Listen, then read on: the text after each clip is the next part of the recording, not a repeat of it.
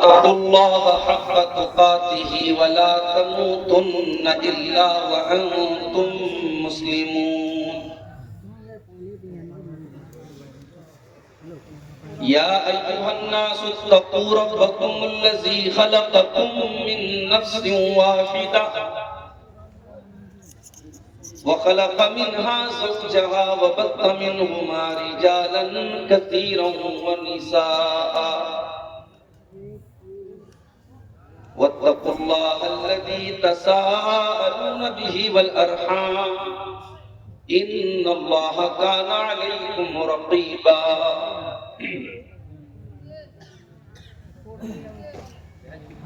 يا أيها الذين آمنوا اتقوا الله وقولوا قولا سديدا يصلح لكم أعمالكم ويغفر لكم ذنوبكم ومن يطع الله ورسوله فقد فاز فوزا عظيما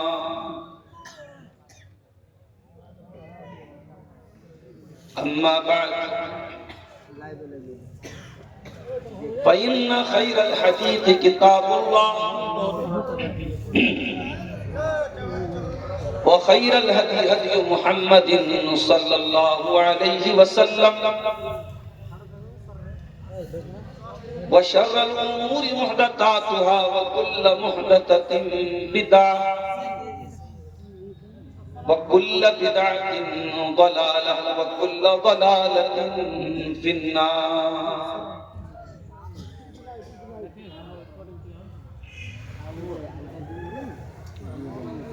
أعوذ بالله من الشيطان الرجيم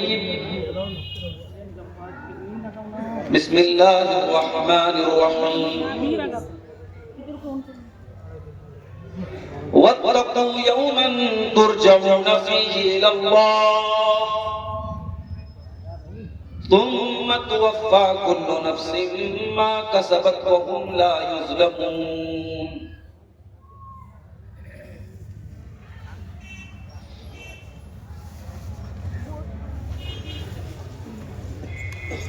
وقال تعالى في مقام آخر واعبدوا الله ولا تشركوا به شيئا وبالوالدين إحسانا وبذي القربى واليتامى والمساكين والجار ذي القربى والجار الجنب والصاحب بالجنب وابن السبيل وما ملكت أيمانكم إن الله لا يحب من كان مختالا فخورا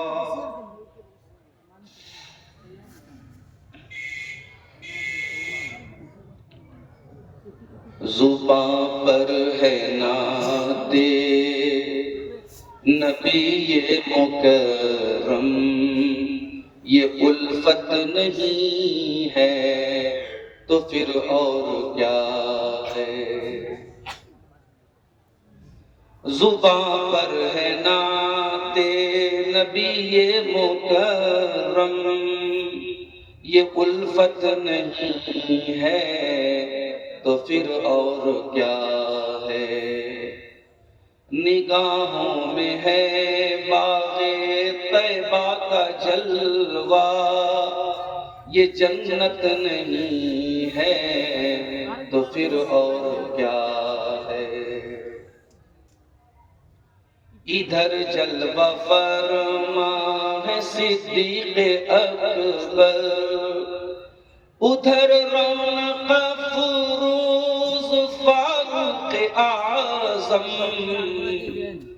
ادھر جلوہ فرما ہے صدیق اکبر ادھر رونق فروز فاروق اعظم درخشاں ہے مہتاب حالے کے اندر حقیقت نہیں ہے تو پھر اور کیا ہے زباں پر ہے نعت نبی مکرم یہ الفت نہیں ہے تو پھر اور کیا ہے وہ مہر مبین ہے، وہ نور یقین ہے، وہی حاصل حب دنیا و دین ہے۔ وہ مہر مبین ہے، وہ نور یقین ہے، وہی حاصل حب دنیا و دین ہے۔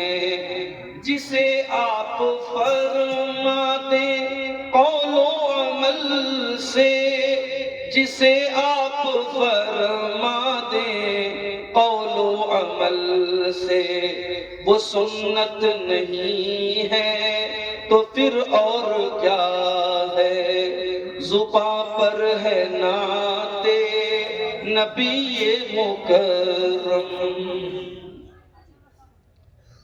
بروز قیامت بجز نفسی نفسی کسے یاد آئے گی اسلم کسی کی؟ بروز قیامت بجز نفسی نفسی کسے یاد آئے گی اسلم کسی کی؟ نہ بھولیں گے جس کو نبی مکرم، وہ امت نہیں ہے تو پھر اور کیا ہے؟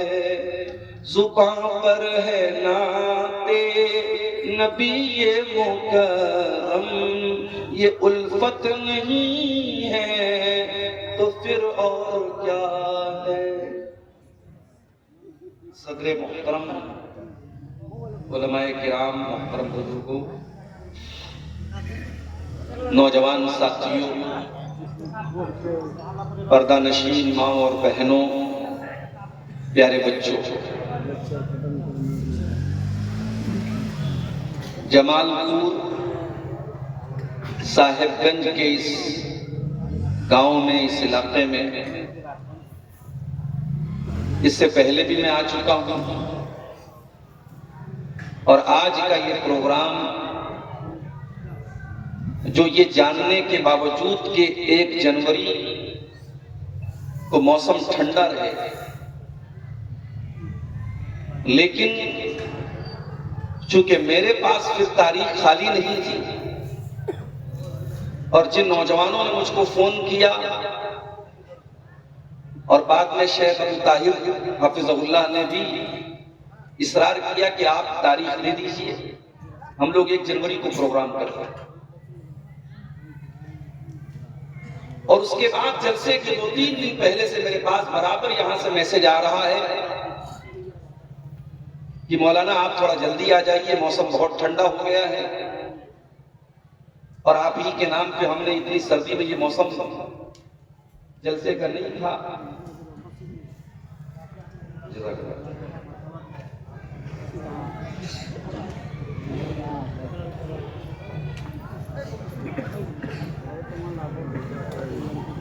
یہ موسم جلسے کا نہیں تھا، اس کے باوجود ہم نے یہ پروگرام رکھا ہے، آپ تھوڑا وقت کے پہلے آ جائیں۔ اللہ کے فضل و کرم سے میں ٹائم سے آپ کے علاقے میں پہنچ گیا، اور موسم بھی جیسا مجھے لوگوں نے بتایا کہ 2-3 دن پہلے کے بنسبت آج موسم ٹھیک ہے، ٹھنڈی ہے لیکن کم ہے، ٹھنڈک میں کمی ہے، اور آج دن میں دھوپ بھی بہت اچھی تھی۔ بڑا عظیم الشان پروگرام آپ نے علاقے کی بہت قدیم جامع مسجد کو پھر سے تعمیر کرنے کے مقصد سے منعقد کیا، اور اسی گاؤں میں، اسی علاقے میں پھر ایک مرتبہ انشاءاللہ 24 مارچ کو آپ لوگوں نے مجھے مدعو کیا ہے، پھر اس میں انشاءاللہ زندگی رہی، حیات باقی رہی تو میں آؤں گا، شرکت کروں گا۔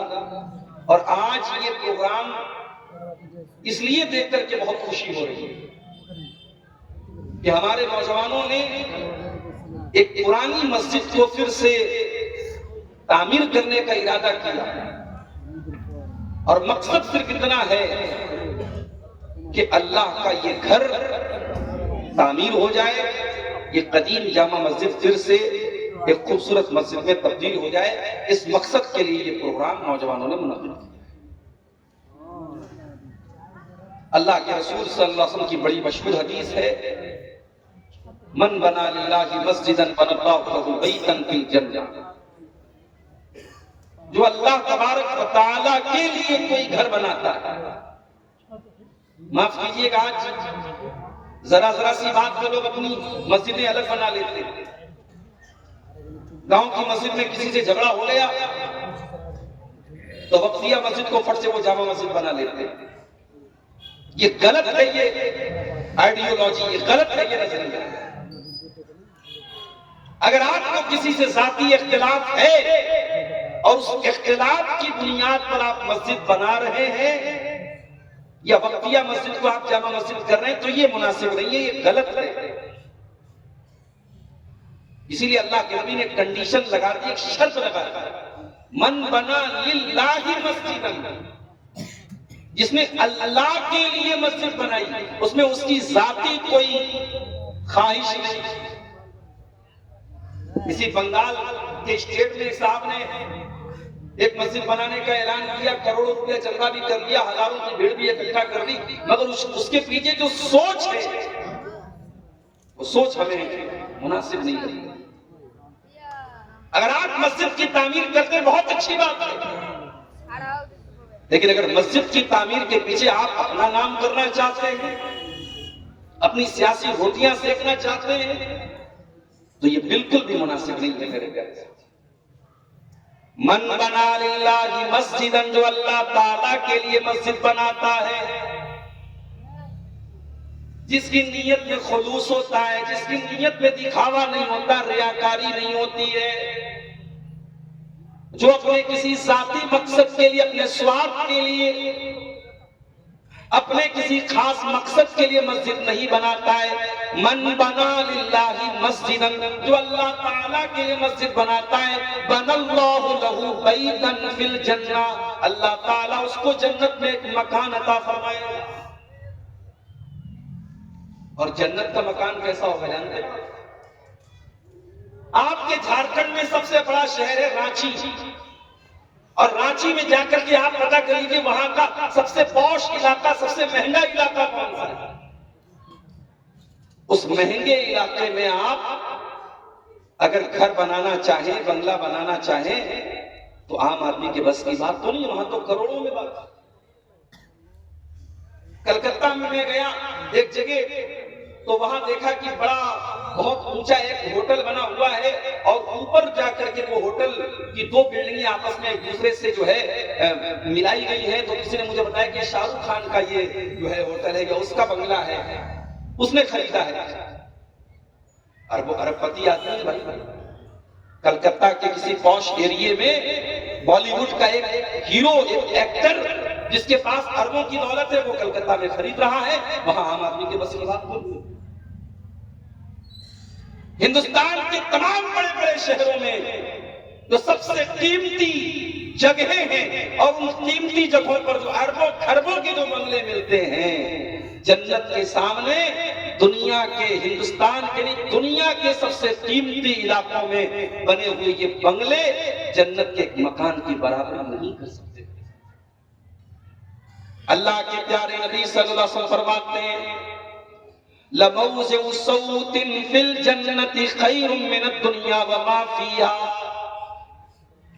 جنت میں ایک کوڑا رکھنے کی جگہ، ایک کوڑا کتنا بڑا ہوتا ہے؟ شاید 1 فٹ کا ہوتا ہوگا. اللہ کے نبی فرما رہے ہیں کہ جنت میں ایک کوڑا رکھنے کی جگہ، یعنی 1 اسکوائر فٹ کا ایریا دنیا اور دنیا کی تمام نعمتوں سے بہتر ہے. دنیا میں جتنی نعمتیں آتی ہیں، دنیا میں جتنی جگہیں آتی ہیں، ان ساری جگہوں کی ویلیو ایک طرف ہے، اور جنت میں 1 اسکوائر فٹ ایریا کی ویلیو ایک طرف ہے. میرے نوجوانوں، اگر محنت کرنا ہے، اگر اسٹرگل کرنا ہے، اگر سنگھرش کرنا ہے، اگر کوشش کرنا ہے تو جنت کے لیے کوشش. جانتے ہو جنت میں ایک شراب ہے، اس شراب کا نام اللہ نے قرآن میں بتایا یسقون بالرحیق مختوم. جنت میں ایک شراب ہوگی جو سیل پیک ہوگی. اسی لیے علامہ صفی الرحمان مبارک پوری رحمۃ اللہ علیہ نے جب سیرت النبی پر کتاب لکھی تو اپنی کتاب کا نام قرآن کی اسی آیت سے انہوں نے لیا، الرحیق المختوم، دا سیلڈ نیکٹر، ایسی بہترین شراب جس پر اللہ تبارک و تعالیٰ کی طرف سے سیل لگائی جائے۔ اور جب شراب کا لفظ میں استعمال کر رہا ہوں تو آپ کے ذہن میں کہیں دنیا کی وہ گندی شراب نہ آ جائے جس کو پینے کے بعد ماں اور بیٹی اور بہو اور بہن میں کوئی فرق نہیں باقی رہتا۔ جنت کی شراب دنیا کی شراب کی طرف بہکانے والی نہیں ہوگی، اس کی لذت کے بارے میں آپ تصور نہیں کر سکتے۔ اللہ نے فرمایا کہ جنتیوں کو بہترین شراب پلائی جائے گی، ختامہ مسک، اور اس کے اوپر جو مہر لگائی جائے گی، جو سیل لگائی جائے گی، وہ مشک کی ہوگی۔ دنیا کی سب سے بہترین خوشبو مانی جاتی ہے مشک کی خوشبو، اور مشک کے بارے میں آپ جا کر کے گوگل پہ سرچ کیجئے گا، یہ ہرن کے ناف میں سے یہ مشک بنائی جاتی ہے، پیدا ہوتا ہے۔ اللہ تعالیٰ کہہ رہا ہے کہ جنتیوں کو جو شراب پلائی جائے گی اس کو سیل کیا جائے گا مشک سے۔ یہ ایک مطلب اس آیت کا یہ بھی بتایا علماء نے کہ اس میں آخری جو ٹیسٹ ملے گا، جو آخری گھونٹ انسان پیے گا، اس میں مشک کا فلیور ملے گا، مشک کا فلیور اس جنتی شراب میں ہوگا۔ اور اگلا لفظ اللہ نے استعمال کیا، وَفِي ذَلِكَ فَلْيَتَنَافَسِ الْمُتَنَافِسُونَ، اے میرے بندو، تمہیں اگر آپس میں مقابلہ کرنا ہے، پرتیسپردھا کرنا ہے، کمپٹیشن کرنا ہے، ایک دوسرے سے آگے نکلنے کی کوشش کرنا ہے، تو اس جنت کے لیے تم کوشش کرو، اس جنت کے لیے تم مقابلہ کرو، اس جنت کو تم ہلکے میں مت لو۔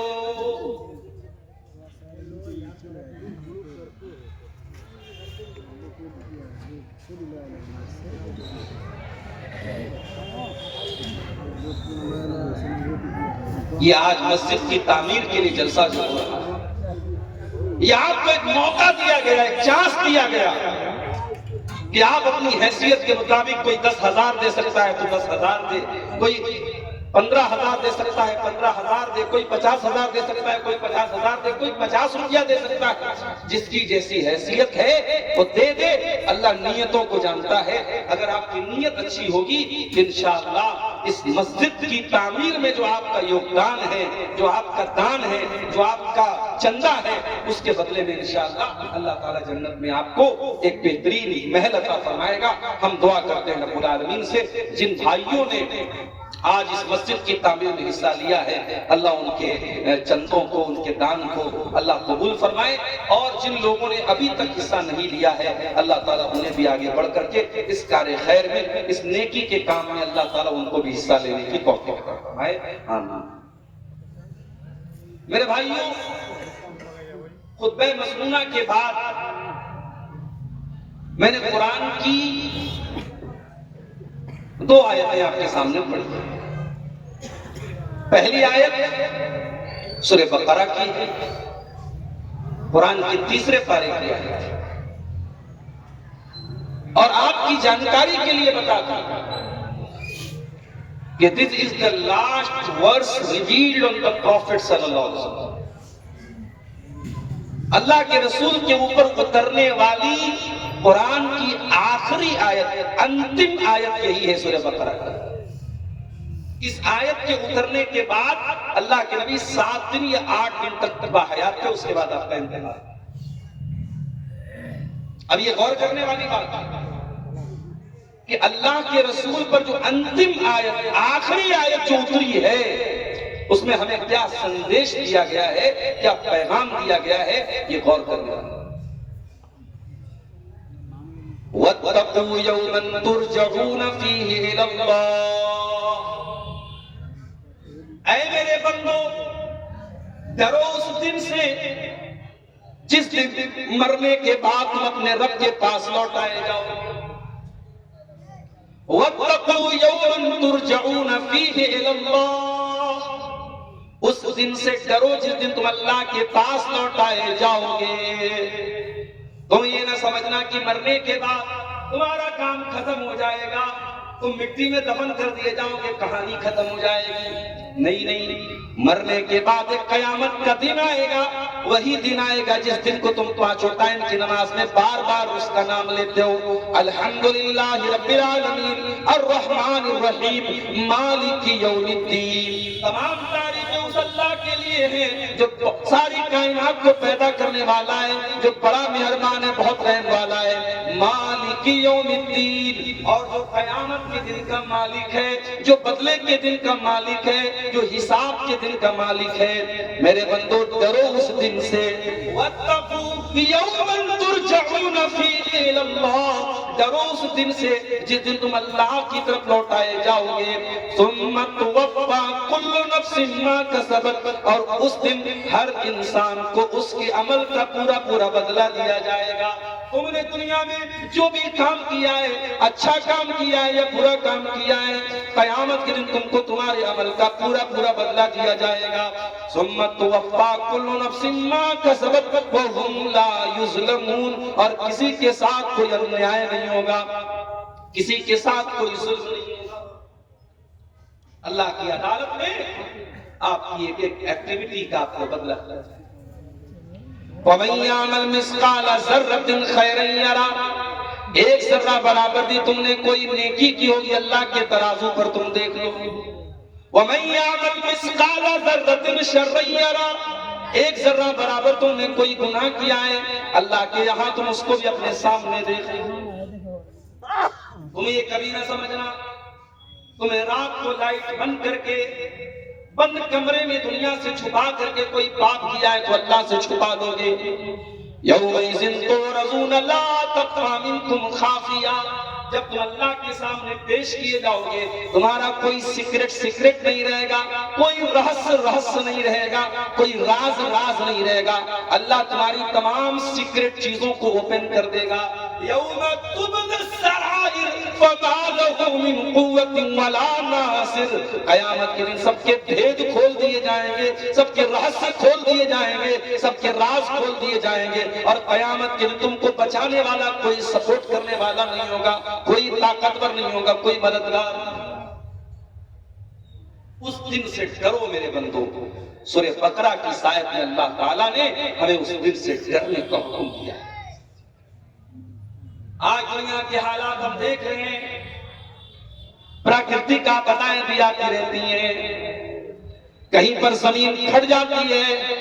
اسی دیش کے اتراکھنڈ اسٹیٹ میں بادلوں کے پھٹنے کی گھٹنائیں بھی ہو جاتی ہیں, زمین کے پھٹنے کی گھٹنائیں بھی ہوتی ہیں, ہزاروں لوگوں کے مرنے کے واقعات ہم دیکھتے ہیں, کہیں بھوکمپ کی خبریں بھی ہم سنتے رہتے ہیں, کہیں سیلاب کے ذریعے لوگ لقمہ اجل بن جاتے ہیں. ہم قدرت کی ان تمام آفتوں کو دیکھنے کے باوجود میرے پیارے بھائیو ہم قرآن کی آیت کے اوپر غور نہیں کرتے. وَاتَّقُوا يَوْمًا تُرْجَعُونَ فِيهِ إِلَى اللَّهِ, اے اپنی مستی میں مست نوجوانوں, اے شراب کے نشے میں دھت نوجوانوں, اے زناکاری اور بدکاری میں ملوث نوجوانوں, اے نماز چھوڑنے والے نوجوانوں, اے اللہ سے دور بھاگنے والے نوجوانوں, اے اللہ کی نافرمانی کرنے والے میرے بندو, وَاتَّقُوا يَوْمًا تُرْجَعُونَ فِيهِ إِلَى اللَّهِ, ڈرو اس دن سے جس دن تم اللہ کے پاس جاؤ گے. تم دنیا میں کہیں بھی چلے جاؤ اللہ سے بچ کے نہیں بھاگ سکتے, اللہ سے بھاگ کے نہیں جا سکتے. تم دنیا کے کسی بھی کونے میں چلے جاؤ,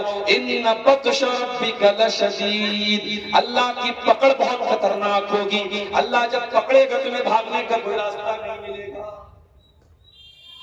قرآن کی آیت اللہ کے رسول کے اوپر اترنے والی قرآن کی آخری, اور اس آیت کے اوپر غور کرنے کے بعد بھی اگر ہمارے اندر کوئی چینجنگ نہیں آتی ہے, کوئی پریورتن نہیں آتا ہے, کوئی تبدیلی نہیں آتی ہے, اور ہم برائی پر برائی کرتے چلے جا رہے ہیں, تو میرے پیارے ساتھیوں یہ بہت ڈینجرس چیز ہے, بہت ہی خطرناک چیز ہے. دوسری آیت جو میں نے خطبہ مسنونہ کے بعد پڑھی وہ سورہ نساء کی آیت نمبر 36 پڑھی تھی, میں نے 36 نمبر کی آیت. اس آیت کو آیت الحقوق بھی کہا جاتا ہے. اس آیت میں اللہ تعالیٰ نے 10 چیزوں کے حقوق بیان کیے. اور 10 میں سے اللہ تعالیٰ نے ایک حق اپنا بیان کیا ہے اور 9 حق اللہ تعالیٰ نے بندوں کا بیان کیا ہے۔ اس پر بہت غور سے سن لینا۔ دنیا میں ہمارے اوپر جو دائتو ہوتا ہے، جو رسپانسبلٹی ہوتی ہے، جو ذمہ داری ہوتی ہے، وہ 2 پرکار کی ہوتی ہے۔ ایک کا تعلق اللہ تعالیٰ سے ہوتا ہے، جیسے نماز ہم پڑھتے ہیں، اس کا تعلق حقوق اللہ سے۔ روزہ ہم رکھتے ہیں، اس کا تعلق حقوق اللہ سے۔ زکوٰۃ اگرچہ ہم غریبوں کو دیتے ہیں، اللہ کی راہ میں دیتے ہیں، مگر یہ بھی ہمارے مال میں اللہ کا حق ہے، یہ بھی حقوق اللہ میں سے۔ کئی لاکھ روپے خرچ کر کے انسان حج کرنے جاتا ہے، یہ حج کرنے جو جاتا ہے، یہ بھی حقوق اللہ میں سے۔ اللہ تعالیٰ نے سورہ نساء کی اس آیت کے اندر اپنا حق جب بیان کیا تو صرف ایک حق بیان کیا، لیکن جب حقوق العباد کا نمبر آیا، جب بندوں کے تعلق سے باتیں آئی، تو اللہ تعالیٰ نے 9 حقوق بیان کیے۔ پتہ یہ چلا کہ اسلام میں حقوق اللہ کے ساتھ ساتھ حقوق العباد کی بھی بہت اہمیت ہے۔ آپ کے اوپر جو بندوں کا حق ہے، آپ اگر اولاد ہیں، آپ کے ماں باپ کا جو حق آپ کے اوپر ہے، آپ بھائی ہیں، بھائی کا جو حق آپ کے اوپر ہے، آپ پڑوسی ہیں، پڑوسی کا جو حق آپ کے اوپر ہے، آپ کے رشتہ داروں کا حق جو آپ کے اوپر ہے، آپ نے کسی سے لین دین کیا ہے اور کسی کا حق آپ کے ذمہ واجب ہے، یا آپ نے کسی کو زبان سے تکلیف پہنچا دی ہے، کسی کو گالی دے دی ہے، کسی کی غیبت کر دی ہے، کسی کی چغلی کر دی ہے، کسی کا مال آپ نے لے لیا ہے، یہ تمام چیزیں حقوق العباد سے تعلق رکھتی ہیں۔ اور میرے پیارے بھائیوں، حقوق اللہ کا معاملہ بھی بہت خطرناک ہے، مگر حقوق العباد کا معاملہ تو اتنا خطرناک ہے، ہم لاکھ توبہ کر لیں، ہم لاکھ اللہ سے معافی مانگ لیں، حقوق العباد تب تک معاف نہیں ہوگا جب تک ہم بندوں کا حق ان کو ادا نہیں کر دیں گے۔ اگر آپ کے اوپر کسی کا حق ہے، آپ جب تک وہ حق ادا نہیں کر دیں گے، اللہ تعالیٰ کی معافی ملنے والی۔ سوال یہ پیدا ہوتا ہے، ہم نے کسی کو برا بھلا کہہ دیا، کسی کو گالی دی، کسی کی عزت پر حملہ کر دیا، اب یہ تو واپس لینے والی چیز نہیں، اب کیا کریں گے؟ اب ہم توبہ کرنا چاہتے ہیں۔ اس کا طریقہ یہ کہ آپ کو سامنے والے سے جا کر کے معافی مانگنی پڑے گی۔ آج ہم غلطی کرنے کے بعد بھی معافی مانگنے کو تیار نہیں ہیں، کیونکہ ہماری بہت بڑی ناک ہے، اور ناک بچانے کے چکر میں ہم اپنے ایمان کو خطرے میں ڈال دیتے ہیں۔ میرے پیارے بھائیوں، اگر اپنی ناک کٹوانے کے بعد اگر آپ کو جنت مل جائے تو ایسی ناک کوئی بہت فائدے کی ناک نہیں ہے۔ وہ لوگوں، ناک کے چکر میں نہ پڑو، ایگو کے چکر میں نہ پڑو، اپنے آپ کو بڑا بننے کے چکر میں نہ پڑو۔ اس دنیا میں سب سے پہلے اگر کسی نے ایگو سے کام لیا تھا، کسی نے اپنے آپ کو دوسروں سے بہتر قرار دیا تھا، سب سے پہلے تو ابلیس تھا۔ سب سے پہلے ابلیس نے ایگو سے کام لیا۔ جب اللہ تعالیٰ نے فرشتوں سے کہا کہ آدم کو سجدہ کرو، اور ابلیس بھی فرشتوں کے ساتھ رہتا تھا اور اس حکم میں وہ بھی شامل تھا، ابلیس نے آدم کو سجدہ نہیں کیا۔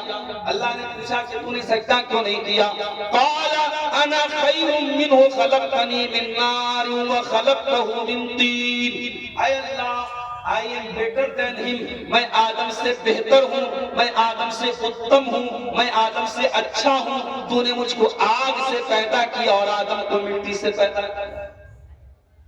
دنیا میں سب سے پہلے اللہ تعالیٰ کا حکم آنے کے بعد لاجک لگانا، اللہ کے حکم کے مقابلے میں لاجک لگانا، یہ کام اگر کسی نے کیا ہے تو ابلیس نے۔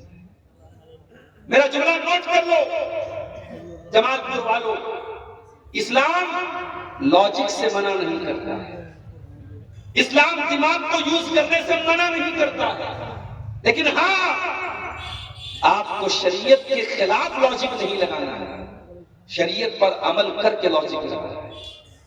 آپ نماز پڑھتے ہیں، آپ نماز پڑھیے اور دماغ لگائیے کہ نماز سے کیا بینیفٹ ہے۔ آپ نماز نہ پڑھ کے یہ کہیں کہ صاحب نماز سے ہمیں کیا فائدہ ہے، ایسی لاجک ابلیس والی ہے۔ یہاں سے جو جاوید اختر سے ڈیبیٹ ہوئی تھی مفتی شمائل صاحب کی، اس میں ایک بات کی آئی کہ صاحب لاجک سے، ٹھیک ہے وہ ایک الگ پلیٹ فارم تھا، مفتی صاحب نے اچھا جواب دیا ڈیبیٹ میں. ظاہر ہے کہ وہاں قرآن و حدیث سے بات نہیں کرنا تو انہوں نے لاجک سے بات کی. لیکن مسلمان ہونے کی حیثیت سے اگر ہم اور آپ آپس میں اگر بات کریں گے تو یہ بات یاد رکھیے کہ ایک مسلمان کو لاجک کی بیس پر اسلام کے کسی حکم کو نظر انداز کرنے کی اجازت ہے. سردی کا موسم ہے, جنوری کی 1 تاریخ ہے, میرے پیر میں موزہ میں نے پہنا ہوا ہے, چاہے یہ چمڑے کا موزہ ہو جس کو عربی میں خفین کہتے ہیں, چاہے یہ کاٹن کا موزہ ہو یا اون کا موزہ ہو, وولن موزہ ہو جس کو عربی میں جوربین کہتے ہیں, کوئی بھی موزہ آپ پہنے ہوئے ہو, اگر آپ نے وضو کر کے موزہ پہنا ہوا ہے تو 24 گھنٹے تک, 1 دن اور 1 رات اس موزے کو پہنے آپ موزے پر مسح کر سکتے ہیں. اگر آپ اپنے گھر میں مقیم ہیں, اگر آپ سفر میں چلے گئے, کلکتہ چلے گئے, دلی چلے گئے, آپ اپنے گھر سے اتنی دور چلے گئے جو سفر کی کیٹیگری میں آتا ہے, تو سفر میں آپ موزہ پہنے 3 دن تک اور 3 رات تک اسی موزے پر مسح کر سکتے ہیں. شرط یہ ہے کہ موزے کو آپ نے اتارا نہ ہو اور موزے کو وضو کر کے پہنا ہو. سوال یہ پیدا ہوتا ہے کہ ہم نے موزے پر مسح کیا, لیکن موزہ جب ہم پہنتے ہیں تو آپ نے غور کیا ہوگا موزے کا جو نیچے کا حصہ ہوتا ہے وہ سب سے زیادہ گندا ہوتا ہے, اسی پہ سب سے زیادہ دھول لگتی ہے. تو اگر مسح کا مقصد گندگی دور کرنا ہے تو گندگی تو نیچے لگی ہے بھائی, ہم تو نیچے کا پہلے حصہ صاف کرنا چاہیے. مگر نہیں, ہم موزہ جب موزے پر مسح کرتے ہیں تو اوپر کے حصے پر مسح کرتے ہیں. اسی لیے حضرت علی کہتے ہیں لو کان الدین بالرائے, اگر دین کی بنیاد رائے پر ہوتی, عقل پر ہوتی, تو موزے کا اوپر کا حصہ یہ مسح کرنے کے لائق نہ ہوتا, بلکہ نیچے کا حصہ یہ زیادہ مسح کے لائق ہوتا. دین کی بنیاد لاجک پر نہیں ہے, دین پر عمل کرنے کے بعد آپ کو لاجک لگانا ہے, دین کے مقابلے میں آپ کو لاجک نہیں لگانا ہے. ابلیس نے لاجک لگائی اللہ کے حکم کے مقابلے میں لاجک. اللہ نے کہا سجدہ کر, ابلیس لاجک لگا رہا, نہیں میں نہیں کر سکتا, آئی ایم بیٹر دین ہم, میں آدم سے بہتر ہوں. کیوں؟ لاجک کیا ہے؟ اے اللہ میں آگ سے پیدا ہوا ہوں, آگ کہیں پر بھی جلاؤ گے آگ ہمیشہ اوپر کی طرف جائے گی, اور مٹی کو کہیں پر بھی گراؤ گے مٹی نیچے جائے گی. اے اللہ مٹی اور آگ برابر نہیں ہو سکتے, جب میں آدم سے بہتر ہوں تو میں آدم سے کر. او لوگوں, یہ ابلیس کا طریقہ ہے کہ اپنے آپ کو دوسروں سے بہتر سمجھا جائے, اپنی جھوٹی ناک بچانے کے لیے جھگڑے کیے جائیں, لڑائی کی جائے. آؤ میرے پیارے بھائیوں, میں اللہ کے نبی کی حدیث آپ کو سنانے جا رہا ہوں, ذرا کان کے ساتھ ساتھ دل کے پردے کھول کر کے اس حدیث کو سننا, اور ہو سکے تو اس حدیث پر عمل کر لینا. اگر اس حدیث پر عمل کر لوگے میرے پیارے بھائیوں, میں گارنٹی دیتا ہوں آپ کے 99% جھگڑے ختم ہو جائیں گے, آپ کے خاندان کے جھگڑے ختم ہو جائیں گے, آپ کے گاؤں کے جھگڑے ختم ہو جائیں گے, آپ کی مسجد کے جھگڑے ختم ہو جائیں گے, آپ کے مدرسے کے جھگڑے ختم ہو جائیں گے. کیا فرمایا اللہ کے رسول نے؟ انا زعیم ببیت فی ربض الجنہ لمن ترک المراء وان کان محبا. میں جنت کے کنارے ایک مکان کی گارنٹی دے رہا ہوں اس انسان کو جو جھگڑا چھوڑ دے حق پر ہونے کے باوجود. اس کو معلوم ہے کہ میں صحیح ہوں, سامنے والا غلط ہے, لیکن اگر میں نے جا کر کے بات ختم نہیں کی, اگر میں نے اپنی ناک نہیں کٹوائی تو جھگڑا اور بڑھتا چلا جائے گا. اللہ کے نبی فرماتے ہیں تم حق پر ہو, تم صحیح ہو, تم کریکٹ ہو, تم اچت ہو, لیکن سامنے والے سے جا کر کے جھگڑا ختم کر دو تو میں تم کو گارنٹی دیتا ہوں انا زعیم ببیت فی ربض الجنہ, میں جنت کے کنارے تم کو ایک مکان کی گارنٹی دیتا ہوں. آج ہم تیار نہیں ہیں میرے پیارے ساتھی. آج جھوٹی ناک اور جھوٹی شان اور جھوٹی ایگو کے چکر میں بھائی بھائی میں جھگڑا چل رہا ہے, پڑوسی پڑوسی میں جھگڑا چل رہا ہے, اور کوئی کسی سے بات ختم کرنے کو تیار نہیں ہے, کوئی کسی کو معاف کرنے کو تیار نہیں ہے. آئیے ذرا سورہ نساء کی اس آیت کے اوپر غور کریں. اس آیت میں اللہ تعالیٰ نے حقوق اللہ کا بھی ذکر کیا, حقوق العباد کا بھی ذکر کیا. اللہ نے اپنا حق تو ایک بیان کیا اور بندوں کا حق 9 بیان کیا. فرمایا وَاعْبُدُوا اللَّهَ وَلَا تُشْرِكُوا بِهِ شَيْئًا. اے میرے بندو تم اللہ کی عبادت کرو اور اللہ کی عبادت میں تم کسی اور کو شریک مت کرو، تم شرک مت کرو. اور یہ نہیں فرمایا تم شرک مت کرو، فرمایا وَلَا تُشْرِكُوا بِهِ شَيْئًا. اللہ کے ساتھ تھوڑا سا ذرا سا تھوڑا سا بھی تم کو شرک کرنے کی اجازت نہیں. آج ہندوستان کے ایک بڑی تعداد میں ہمارے مسلمان بھائیوں کا حال یہ ہے کہ یہ جو مہینہ چل رہا ہے اس مہینے کو انہوں نے نام دے دیا ہے خواجہ غریب نواز کا نام، کیونکہ اس مہینے کی 9 تاریخ کو غالباً اجمیر کے اندر جو ایک مزار اور ایک قبر ہے خواجہ معین الدین اجمیری کی، ان کی قبر پر عرس منایا جاتا ہے اور ان کو لقب دے دیا گیا خواجہ غریب نواز. وہ لوگوں تم نے اللہ کا درجہ تو اوروں کو دے دیا، تم نے کسی کو غریب نواز بنا دیا، تم نے کسی کو مشکل کشا بنا دیا، تم نے کسی کو غوث اعظم بنا دیا. تم کو اولاد مانگنا ہو تم کہیں چلے جاتے ہو، تم کو دولت مانگنا ہو تم کہیں چلے جاتے ہو، تم کو بیماری میں شفا مانگنا ہو تم کہیں چلے جاتے ہو. جب سب کچھ تمہیں اللہ کو چھوڑ کے غیر اللہ سے مانگنا ہے تو پھر نماز میں تم یہ ناٹک کیوں کرتے ہو؟ ایاک نعبد و ایاک نستعین. اے اللہ ہم تیری ہی عبادت کرتے ہیں اور تجھ ہی سے مدد مانگتے ہیں. ہماری توحید میرے پیارے ساتھیوں، آج معاف کرنا ہندوستان کے ایک بڑی تعداد میں مسلمانوں نے توحید کو سمجھا. اسی لیے تقریباً 100 سال پہلے دلی کے قریب پانی پت کے رہنے والے ایک شاعر نے جن کا نام مولانا الطاف حسین حالی تھا، انہوں نے اپنی شاعری میں بڑا اچھا نقشہ کھینچا تھا.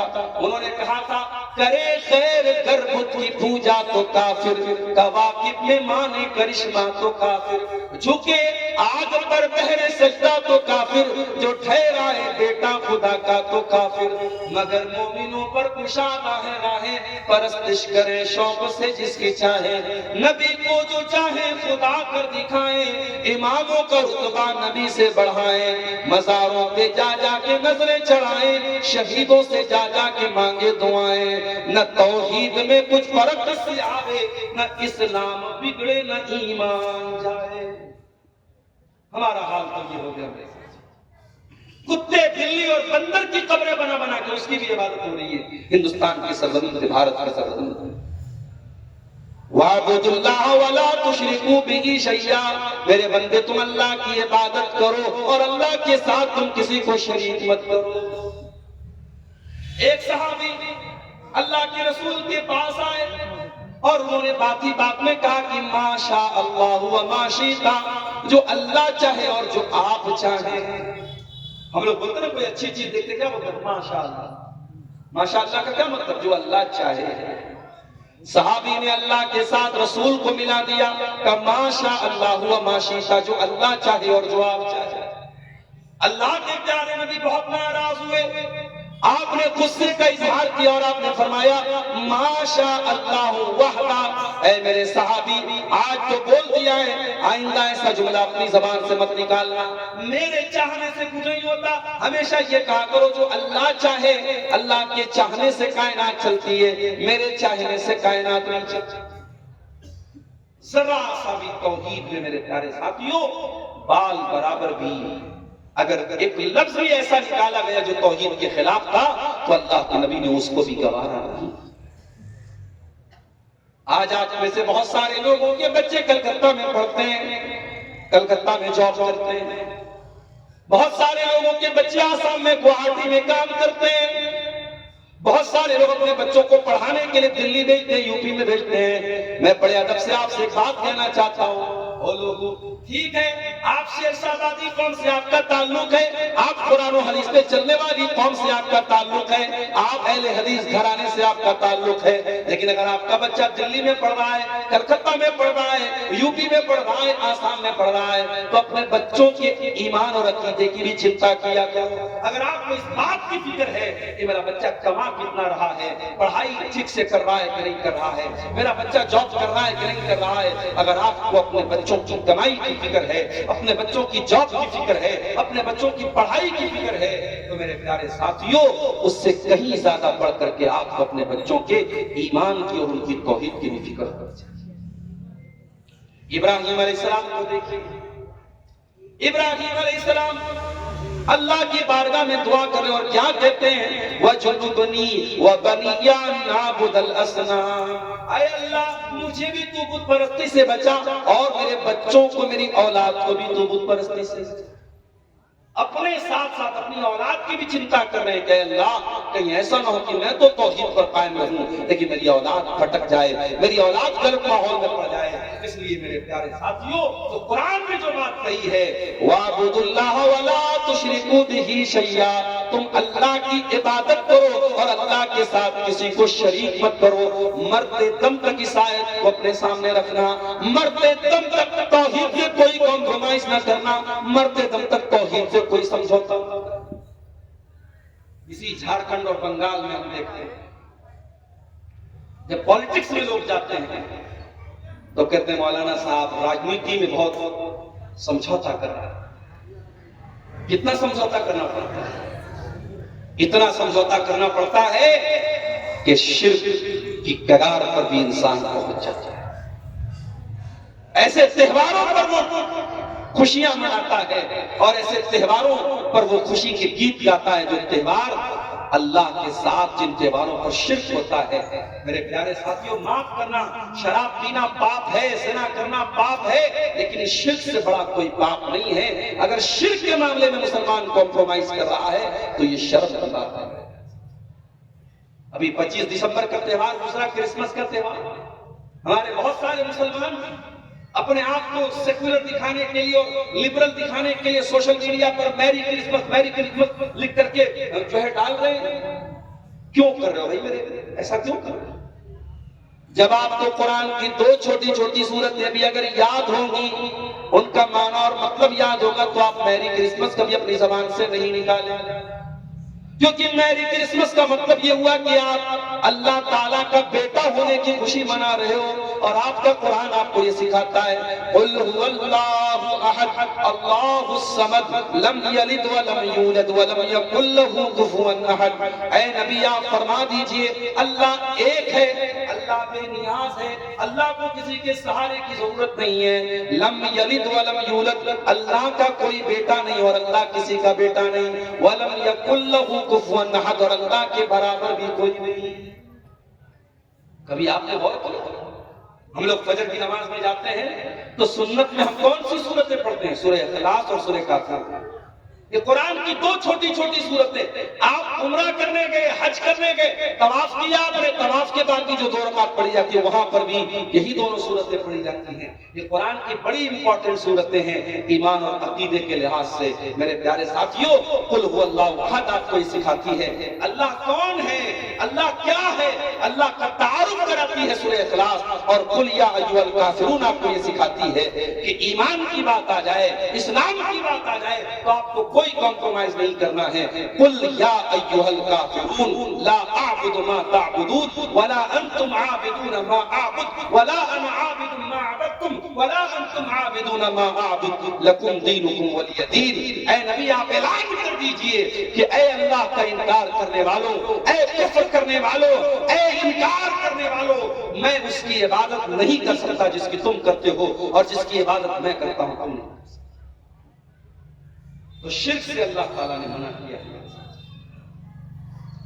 اس کے بعد فرمایا وَبِالْوَالِدَيْنِ إِحْسَانًا، حقوق اللہ ختم ہو گیا، حقوق العباد شروع ہوا۔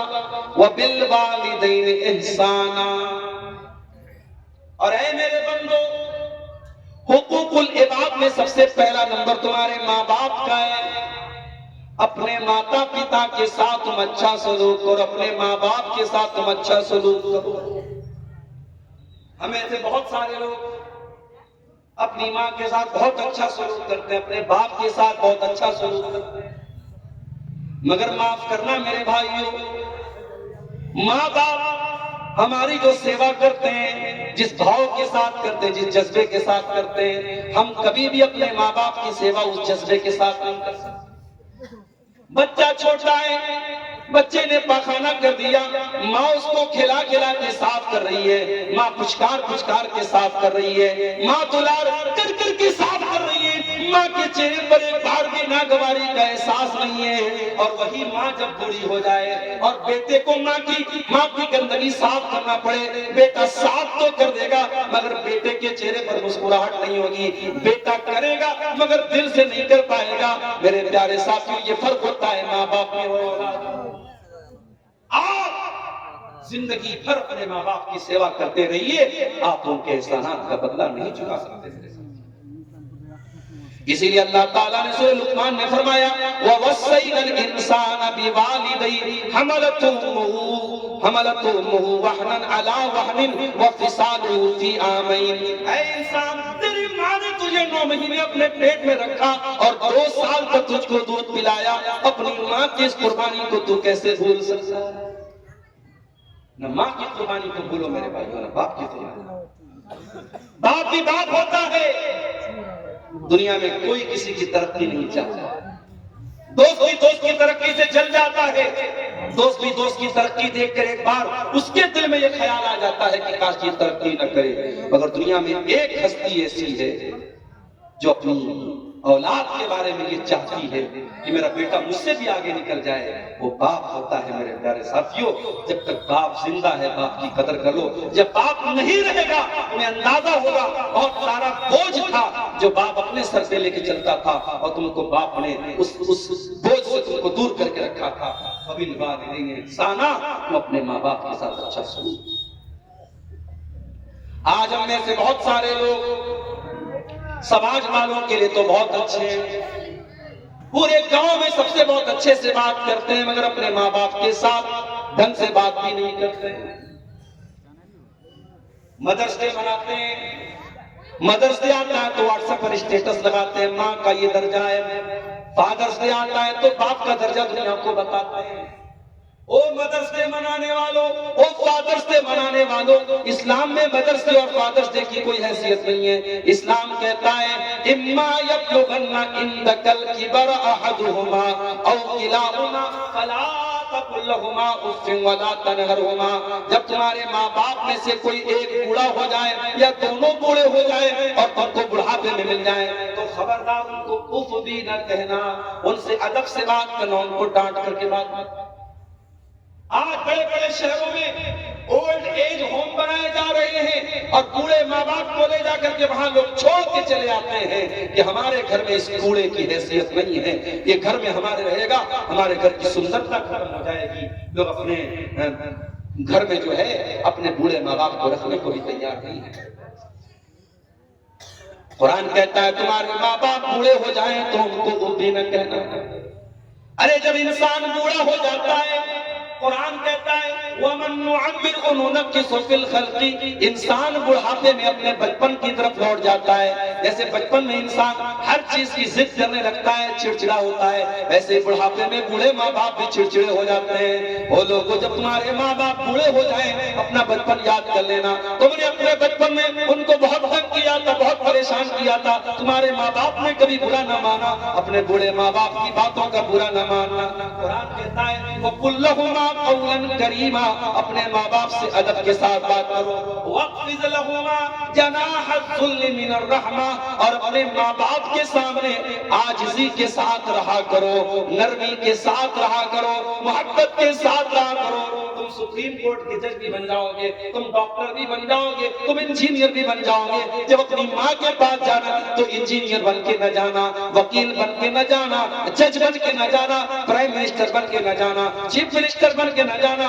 ماں کے پاس جانا تو بیٹا بن کے جانا، باپ کے پاس جانا تو بیٹا بن کے جانا۔ وَاخْفِضْ لَهُمَا جَنَاحَ الذُّلِّ مِنَ الرَّحْمَةِ، اپنے ماں باپ کے سامنے اپنے آپ کو بچھا دینا، اپنے آپ کو ڈاؤن ٹو ارتھ کر لینا، اپنے آپ کو چھوٹا کر لینا۔ وَقُلْ رَبِّ ارْحَمْهُمَا كَمَا رَبَّيَانِي صَغِيرًا، اور یہ دعا پڑھتے رہے کہ اے میرے پروردگار میرے ماں باپ پر رحم فرما، انہوں نے بچپن مجھ کو پالا۔ یہ دعا کون یاد کرے گا؟ یہ مدرسے میں جو بچہ پڑھے گا وہ دعا یاد کرے گا۔ وہی مدرسے جن کو چلانے کے لیے آپ کے جھارکھنڈ اور بنگال میں مولویوں کو در در کی ٹھوکریں کھا کے چندہ کھانا۔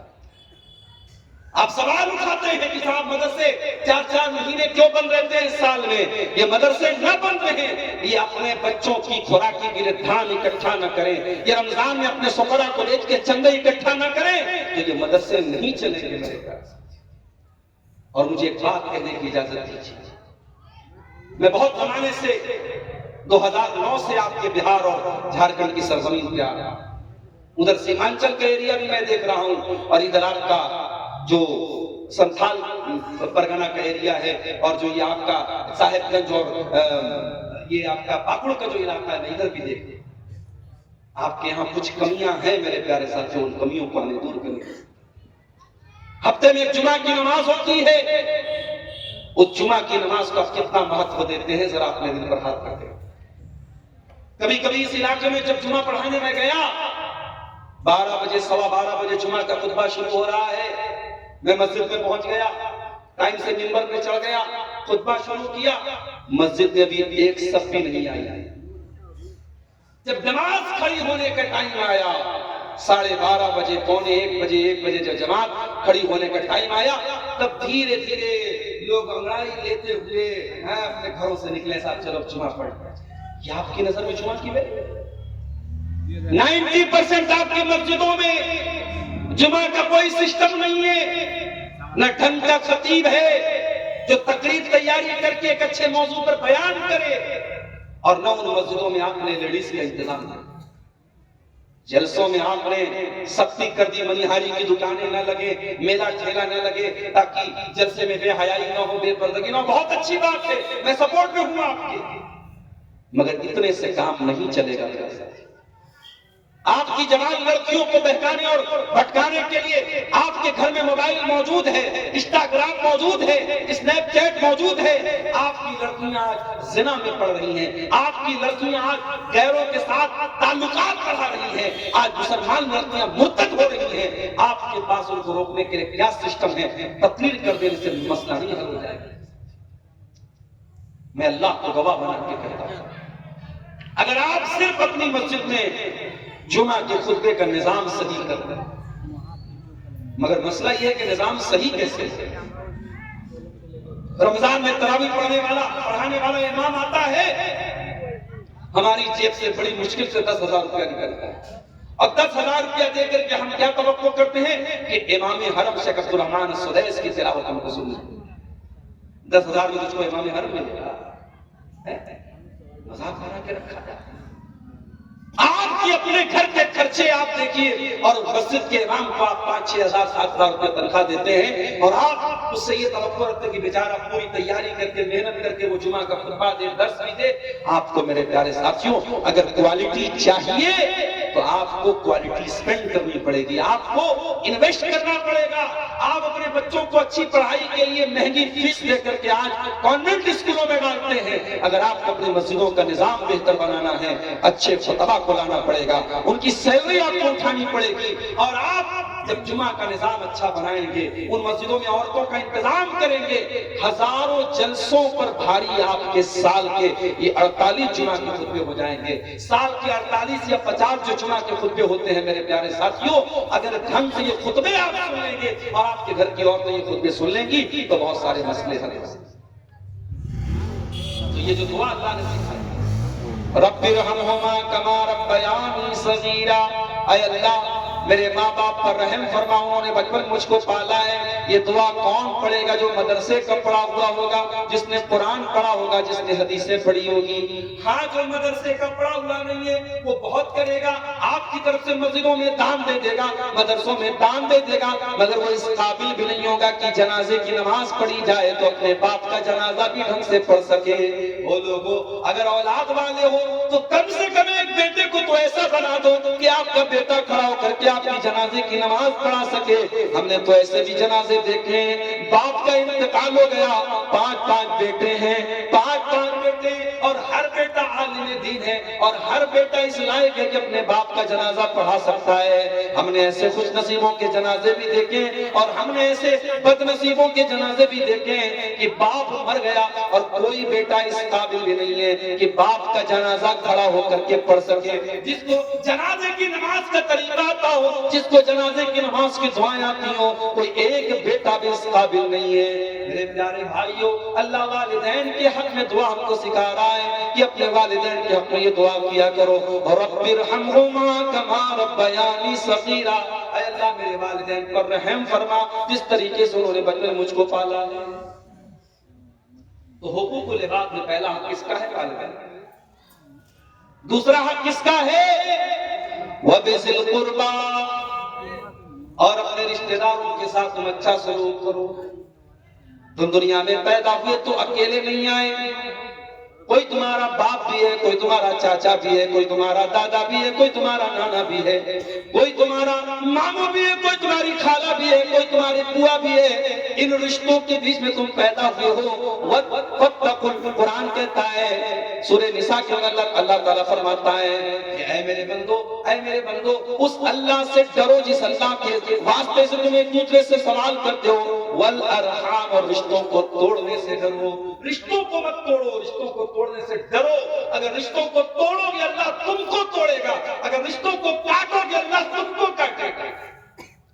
اللہ کے نبی فرماتے ہیں، بخاری کی روایت ہے، لما خلق اللہ الخلق، جب اللہ تعالیٰ نے کائنات کو پیدا کیا تو رشتہ کھڑا ہو گیا، قامت الرحم، رشتہ کھڑا ہو گیا، وَأَخَذَتْ بِحَقِّ الرَّحْمَٰنِ، اور رحمان کے دامن میں جا کر کے پناہ لے لیا، اور رشتے نے جا کر کے اللہ سے کہا ھذا مقام العائذ بک من القطیع، اے اللہ دنیا میں جو رشتہ توڑے گا، اے اللہ جو رشتہ جس کا رشتہ توڑا جائے گا، اے اللہ وہ یہی آ کر کے تیری پناہ لے گا، اے اللہ میں بھی تیری پناہ لے رہا ہوں۔ پھر اللہ رشتے سے کہے گا اما ترضینا ان اصل من وصل کی بات تعمن قطع کی، اے رشتہ کیا تو اس بات پر خوش نہیں ہے کہ جو تجھ کو جوڑے گا میں اس کو جوڑوں گا، جو تجھ کو کاٹے گا میں اس کو کاٹوں گا۔ جو رشتے کو جوڑے گا اللہ اس کو جوڑے گا، جو رشتے کو کاٹے گا اللہ اس کو۔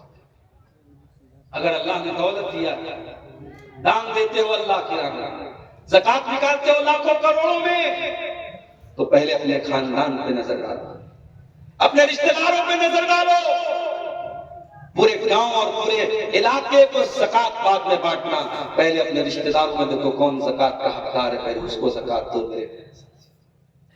اللہ کے پیارے نبی فرماتے ہیں الصدقۃ علی ذی الرحم سنتان، اپنے رشتہ دار کو جب صدقہ دو گے، زکات دو گے تو ڈبل ثواب ملے گا، تم کو صدقہ کا بھی ثواب ملے گا، تم کو زکات کا بھی ثواب ملے گا، اور تم کو رشتہ دار کے ساتھ صلہ رحمی کرنے کا، رشتہ نبھانے کا بھی ثواب ملے گا۔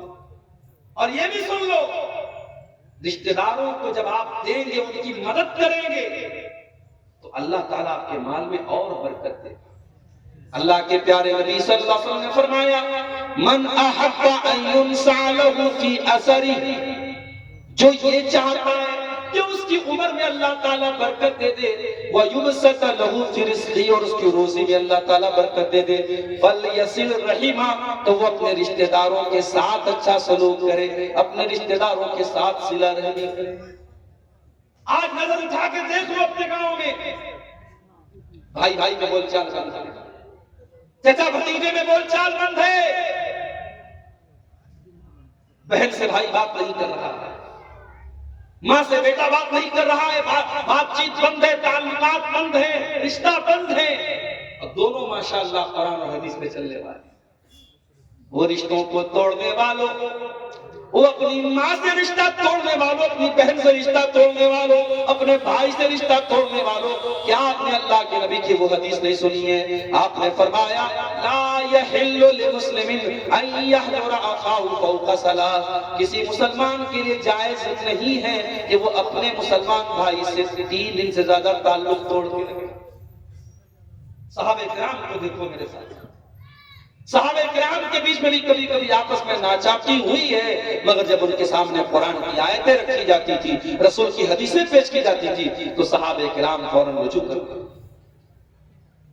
حضرت عائشہ کی بڑی بہن کو دیکھو، ان کی بڑی بہن جن کا نام اسما تھا، اسما کی شادی زبیر سے ہوتی ہے، اور زبیر اللہ کے نبی کے پھوپھی کے بیٹے ہیں، زبیر اللہ کے رسول کے ساڑو بن جاتے ہیں۔ ساڑو سمجھتے نا ساڑو بولتے حضرت زبیر اللہ کے نبی کے ساڑو بن جاتے ہیں. حضرت اسماء سے ان کی شادی ہوئی. جب اللہ کے پیارے نبی مدینہ ہجرت کرتے ہیں اور صحابہ کرام بھی مدینہ جانے لگتے ہیں تو اس سفر میں سب سے پہلی ڈلیوری جو مہاجرین کے یہاں ہوتی ہے, جو سب سے پہلا بچہ پیدا ہوتا ہے وہ حضرت اسماء کے یہاں بچہ پیدا ہوتا ہے اور اس بچے کو دنیا عبداللہ بن زبیر کے نام سے جانتی ہے. یہ بچہ حضرت زبیر کا بیٹا ہے, حضرت اسماء کا بیٹا ہے اور حضرت عائشہ کا بھانجا ہے. اس بچے کو دنیا عبداللہ بن زبیر کے نام سے جانتی ہے. عبداللہ بن زبیر اللہ کے نبی کے صحابی تھے اور حضرت عائشہ کے بھانجے تھے. بہت ان کا مقام ہے, بڑے اونچے درجے کے صحابی عبداللہ بن زبیر. حضرت عائشہ کی عادت تھی ان کے پاس جو بھی مال آتا تھا اللہ کی راہ میں سے وہ دان کر دیتی تھی, صدقہ کر دیتی تھی. ایک مرتبہ ایک بہت قیمتی زمین تھی, حضرت عائشہ نے کسی غریب کو دے دیا. حضرت عبداللہ بن زبیر کو برا لگا, ان کو یہ بات پسند نہیں آئی.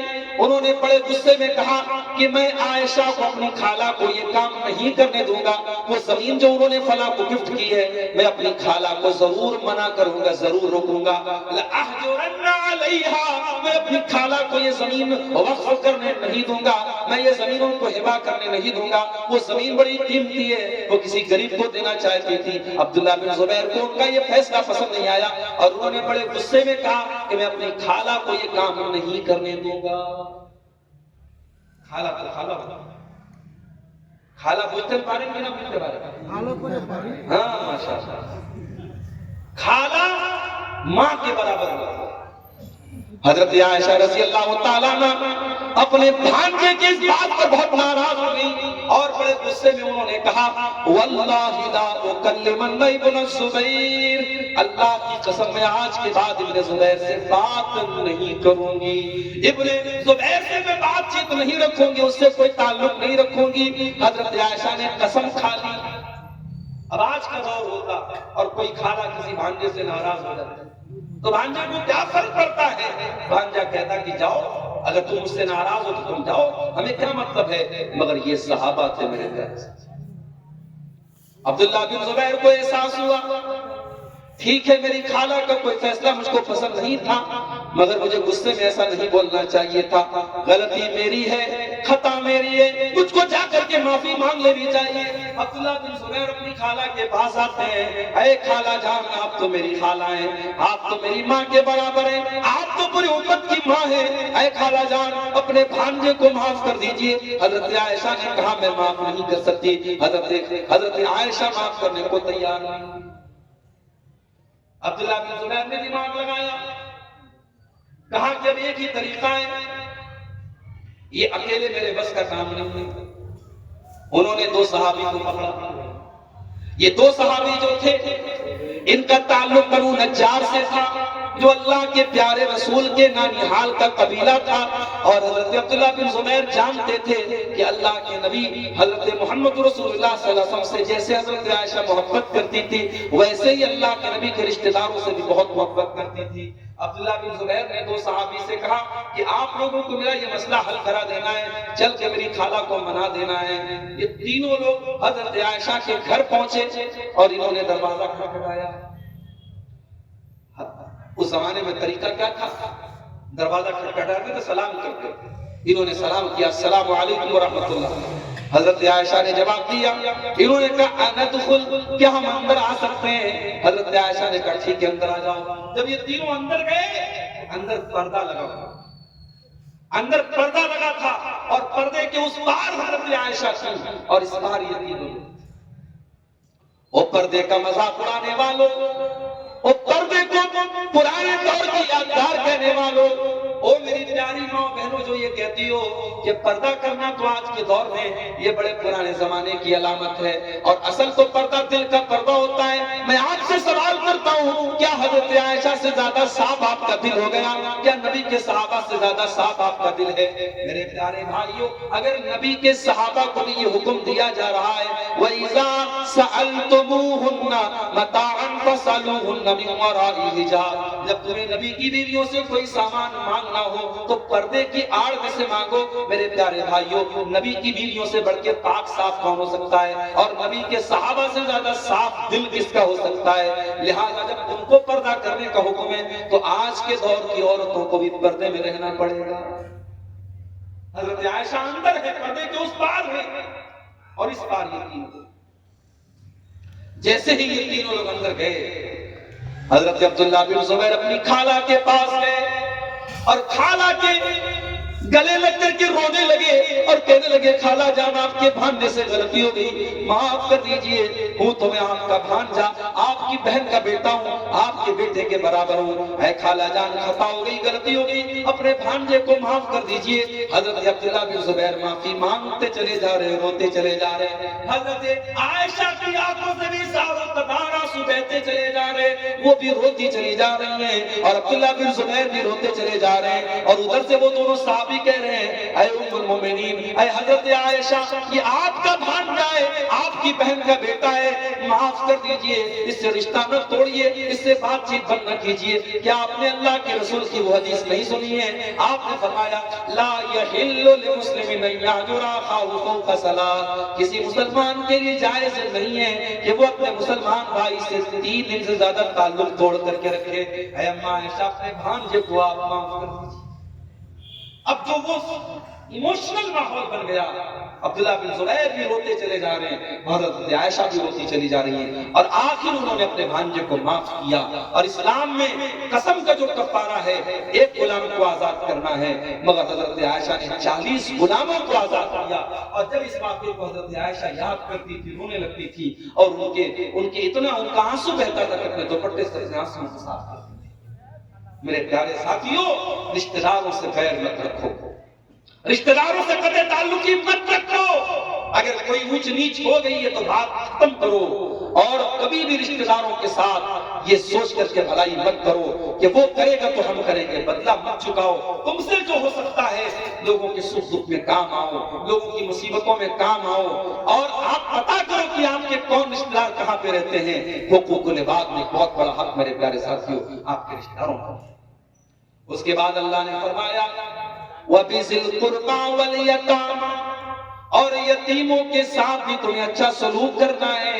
یتیم کس کو کہتے ہیں؟ جس بچے کا باپ دنیا سے چلا گیا ہو، جو بچہ اناتھ اور یتیم ہو، جو بچہ بغیر باپ کا ہو، جس کا باپ دنیا سے جا چکا ہو، اس بچے کو اناتھ کہتے ہیں۔ اور میرے پیارے بھائیوں، اس یتیم بچے کو لوگ فٹ بال کی طرح اس سے کھیلا کرتے ہیں، اس کے جذبات سے کھیلا کرتے ہیں، کوئی اس کو تھپڑ مار دیتا ہے کیونکہ اس کو بچانے والا کوئی باپ نہیں ہے۔ کوئی بچہ اگر یتیم ہے، دنیا میں کوئی اس کا سہارا نہیں ہوتا ہے، وہ جس کا کوئی سہارا نہیں ہوتا ہے اس کا میرا رب سہارا ہے۔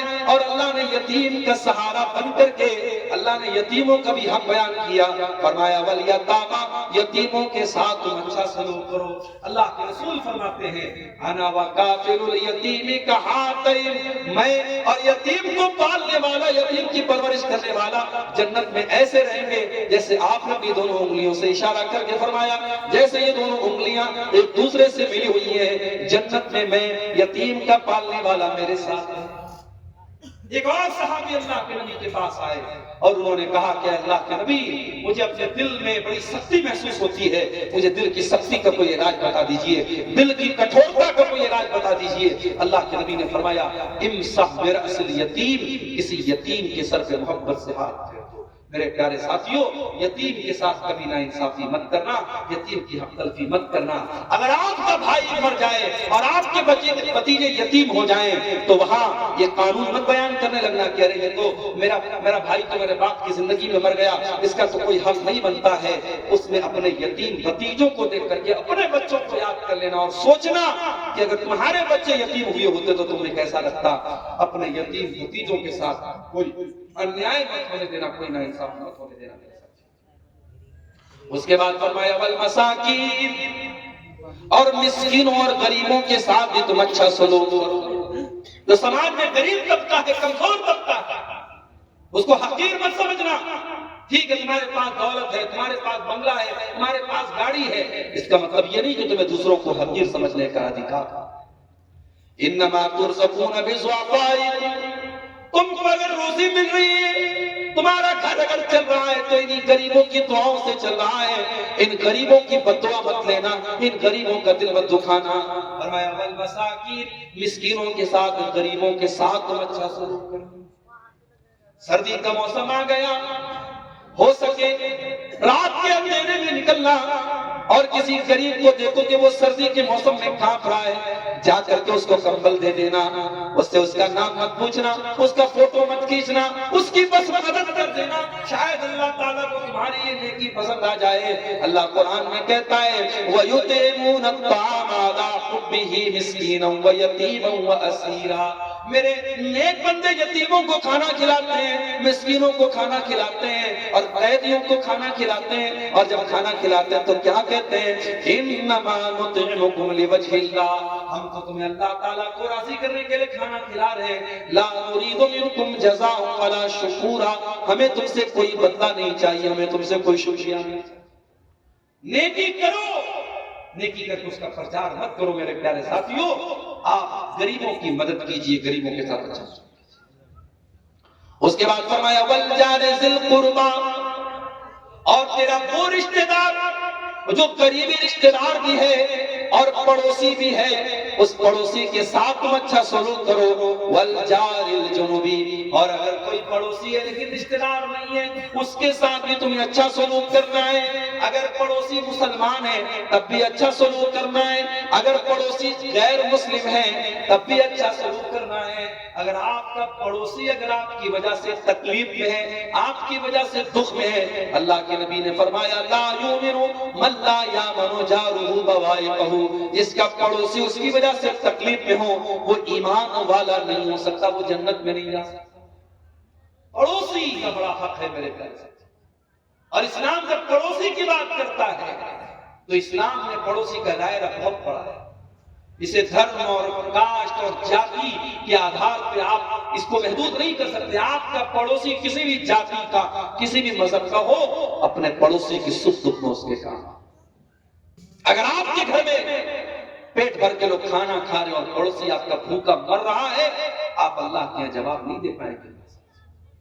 اسی لیے اللہ کے پیارے نبی فرماتے ہیں ما زال جبریل یوصینی بالجار، مجھے حضرت جبریل علیہ السلام نے پڑوسی کے بارے میں اتنی وصیت کی حتی ظننت انہ سیورثہ، کہ میں تو یہاں تک سمجھنے لگا کہ کہیں پڑوسی بھی وارث نہ بن جائے، کہیں پڑوسی کو بھی وراثت میں حصہ نہ مل جائے، اتنا زیادہ حضرت جبریل نے مجھ کو وصیت کیا ہے پڑوسی کے بارے میں۔ اس کے بعد فرمایا والصاحب بالجنب، تم سفر میں جا رہے ہو، تمہارے سفر میں جو تمہارا ہم سفر ہے، جو تمہارا کو ٹریولر ہے، کو پیسنجر ہے، جو تمہارے بغل والی سیٹ پر بیٹھا ہوا بس میں اور ٹرین میں اور فلائٹ میں جو یاتری ہے، اس یاتری کے ساتھ، اس مسافر کے ساتھ بھی تم اچھا سلوک۔ اور کچھ علماء نے اس آیت کی تفسیر میں لکھا ہے کہ اگر بس اور جہاز اور ٹرین کے ساتھ جو ہمارے ساتھ سفر کر رہا ہے، اگر اس کے ساتھ ہمیں اچھا سلوک کرنا ہے، جو سارے جیون میں ہمارے ساتھ سفر کر رہی ہے، جو ہماری بیوی ہے، جو ہماری پتنی ہے، جو ہماری وائف ہے، جو ہماری لائف پارٹنر ہے، جو ہماری زندگی کی شریک حیات اور ہم سفر ہے، اس کے ساتھ بھی ہمیں اچھا سلوک کرنا چاہیے۔ اسی لیے اللہ کے نبی نے فرمایا خیرکم خیرکم لأہلہ، تم میں سب سے بہترین انسان وہ ہے جو اپنی فیملی کے لیے اچھا ہو، اپنے پریوار کے لیے اچھا ہو، اپنی بیوی کے لیے اچھا ہو، وانا خیرکم لأہلی، اور میں تم میں اپنے پریوار کے لیے سب سے اچھا ہوں۔ تو علماء نے لکھا کہ یہاں والصاحب بالجنب میں بیوی بھی شامل ہے۔ اس کے بعد فرمایا وابن السبیل، اور کوئی اگر پردیسی ہے، کوئی پردیس کا رہنے والا اور آپ کے شہر میں آیا ہے اور اس کو مدد کی ضرورت ہے، اس کو بھوکا ہے کھانے کی ضرورت ہے، اس کو سہارے کی ضرورت ہے، اس مہمان کو، اس پردیسی کا بھی تم کو خیال کرنا ہے۔ اس کے بعد فرمایا وَمَا مَلَكَتْ أَيْمَانُكُمْ، اور اپنے غلاموں اور نوکروں اور لونڈیوں کے ساتھ بھی تمہیں اچھا سلوک کرنا ہے۔ اگر کوئی تمہارے گھر میں کام کرنے والا نوکر چاکر ہے، کوئی غلام ہے، تو اس غلام کے ساتھ بھی تمہیں اتیاچار نہیں کرنا ہے، اس کے ساتھ بھی تمہیں ظلم نہیں کرنا ہے۔ حضرت ابو ذر غفاری رضی اللہ تعالیٰ عنہ نے ایک مرتبہ اپنے غلام کو برا بھلا کہہ دیا، اس کی ماں کا نام لے کے اس کو کچھ برا بھلا کہہ دیا۔ اللہ کے نبی بڑے غصے میں کہتے ہیں کہ اے ابو ذر، تمہارے اندر دور جاہلیت کی ایک عادت تمہارے اندر ابھی بھی پائی جا رہی ہے۔ اے ابو ذر خبردار، آج کے بعد یہ کام مت کرنا، یہ جو تمہارے نوکر چاکر ہیں یہ بھی تمہارے بھائی ہیں، بس اللہ تعالیٰ نے ان کو تمہارے ماتحت بنایا ہے، جو تم کھاؤ ان کو بھی کھلاؤ، جو تم پہنو ان کو بھی پہناؤ، اور ان کی طاقت سے زیادہ ان کے اوپر بوجھ مت ڈالنا۔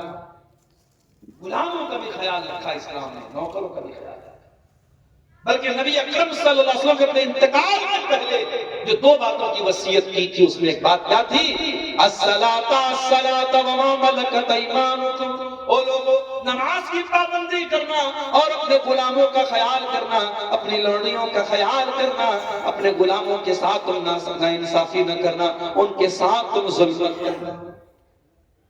ایک صحابی اللہ کے نبی کے پاس آئے، کہا اے اللہ کے رسول، میرے کچھ غلام ہیں، میری نافرمانی کرتے ہیں، میرے ساتھ بدتمیزی کرتے ہیں، میں ان کو سزا دیتا ہوں، کبھی مار بھی دیتا ہوں، کبھی گالی بھی دے دیتا ہوں۔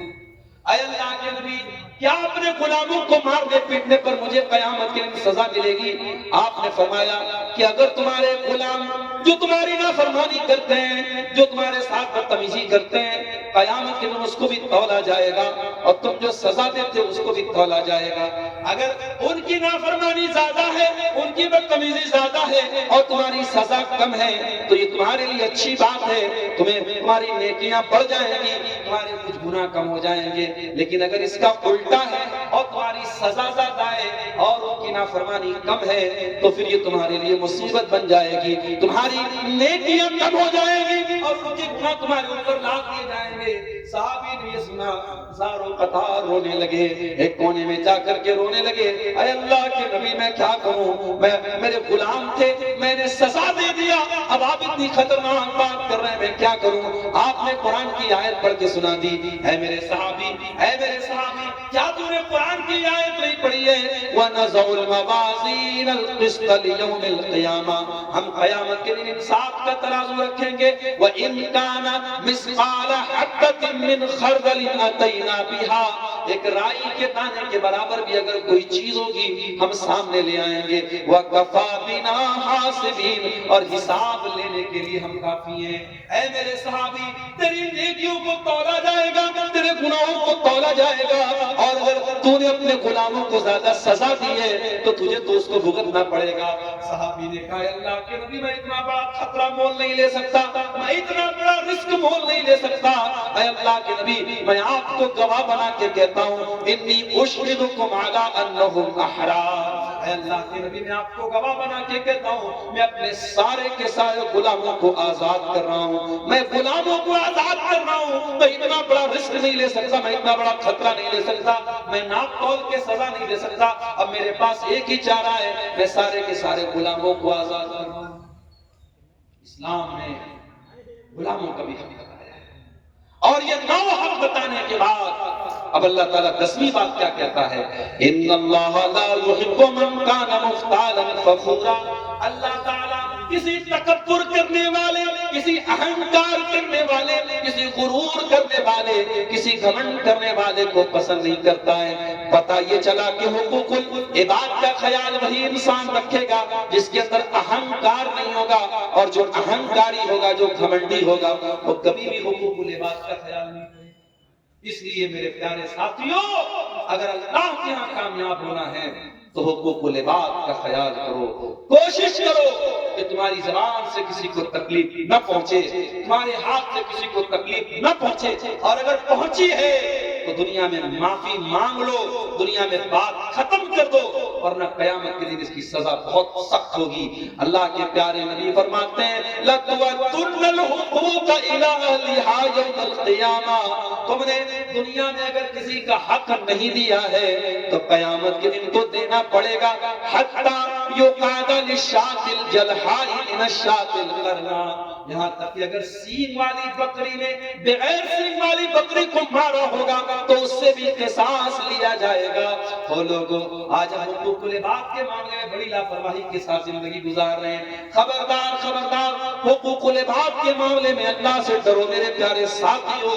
اللہ کی راہ میں جو انسان شہید ہو جاتا ہے اس کا کتنا بڑا مقام ہے.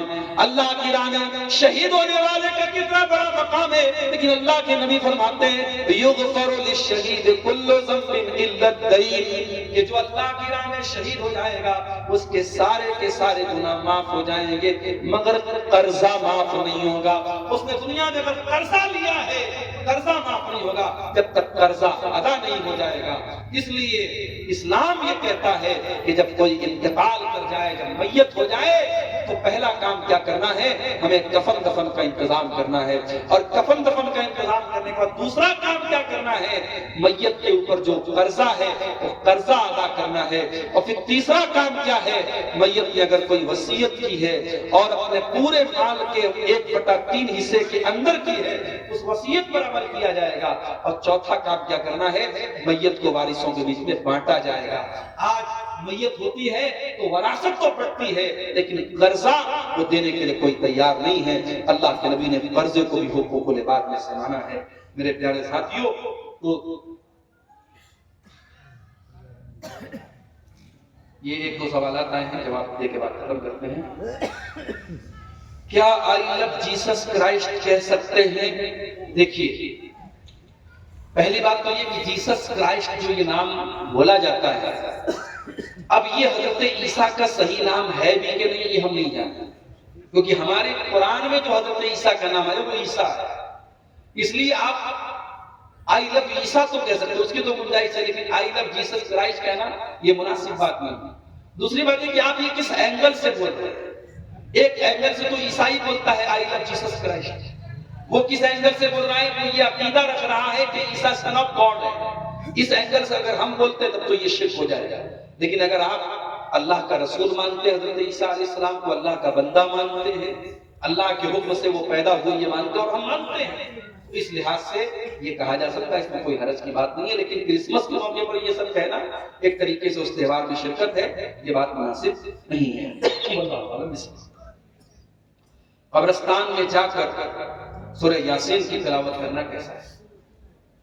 میں سمجھتا ہوں اس علاقے کے بڑے سینئر علماء، بڑے محترم علماء، ہماری جماعت کے بڑے موقر علماء یہاں موجود ہیں. ان کی موجودگی میں مجھے زیب نہیں دیتا کہ میں سوالوں کا جواب دوں، پھر بھی میں جرأت کر رہا ہوں، جسارت کر رہا ہوں. یہ جو سوال پوچھا گیا کہ قبرستان میں جا کر کے سورہ یاسین کی تلاوت کرنا کیسا ہے، تو یہ بالکل غلط ہے. اور قبرستان تلاوت کی جگہ ہی نہیں ہے.